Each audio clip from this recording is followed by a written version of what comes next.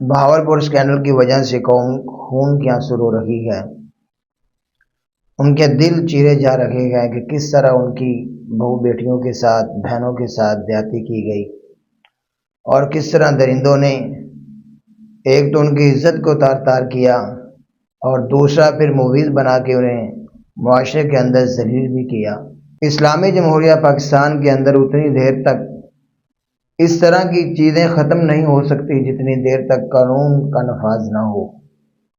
بظاہر تو قانون کا نفاذ ہے، بظاہر تو عدالتیں بھی ہیں، بظاہر تو جج صاحبان بھی اپنے عہدوں پہ بیٹھتے ہیں، سب کچھ ہے، امیر اور غریب کے لیے یہ ایکول نہیں ہے، امیر کے لیے اور قانون ہے، غریب کے لیے اور قانون ہے۔ غریب انسان اگر چھوٹا سا جرم بھی کر لے تو اسے کبھی معافی نہیں مل سکتی۔ ہم یہ نہیں کہتے کہ اسے معاف کیا جائے، اسے سزا ملے، لیکن اس کے برعکس جب امیر زیادتی کرتے ہیں، وہ غریبوں پہ ظلم کرتے ہیں، زیادتی کرتے ہیں، تو انہیں بھی سزا ملنی چاہیے۔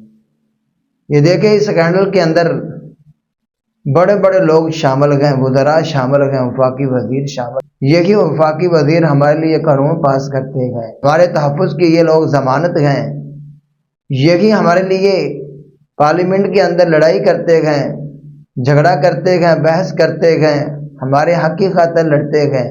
اور اگر یہی لوگ قوم کی بیٹیوں کے ساتھ کھیلیں گے، انہیں ذلیل کریں گے، انہیں رسوا کریں گے، تو پھر ان کے اوپر کون سا قانون ہاتھ ڈالے گا؟ اور یہ کوئی پہلا واقعہ نہیں ہے کہ بہاولپور کے اندر اس طرح کا اسکینڈل ہو گیا، تو یہ پاکستانی تاریخ کا پہلا واقعہ ہے۔ اس سے پہلے بھی بے شمار واقعات ہو چکے ہیں، لیکن کسی مجرم کو کوئی سزا نہیں ملی۔ اگر کوئی انسان جیل میں چلا بھی جائے تو 2-4 ماہ رہنے کے بعد وہ اپنے سورس استعمال کرتا ہے اور کسی نہ کسی طریقے سے ضمانت لے کے باہر آ جاتا ہے، اور پھر اس سے بڑا بدمعاش بنتا ہے۔ علم مقدس ہے، اسے مقدس رہنا چاہیے۔ سیکورٹی کا چیف ہی اس کے موبائل سے 5,500 ویڈیو نکلے تو پھر کسی اور کو کیا کہنا ہے؟ بڑی ہی خطرناک بات ہے۔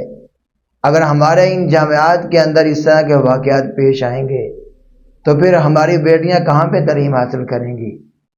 مدارس موجود ہیں، الحمدللہ وہ اس سے بہت زیادہ سیف ہیں، وہاں پہ بچیوں کی بہت زیادہ رکھوالی کی جاتی ہے۔ کسی مدارس کا کوئی اکا دکا کیس سامنے آ جائے تو سارے لوگ چیخ کے باتیں کریں گے اور ان مولانا حضرات کو ذلیل کرنے کی کوشش کریں گے، اور ہر کوئی میڈیا اینکر بھی اس پہ بڑھ چڑھ کے باتیں کرتے ہوئے نظر آئیں گے۔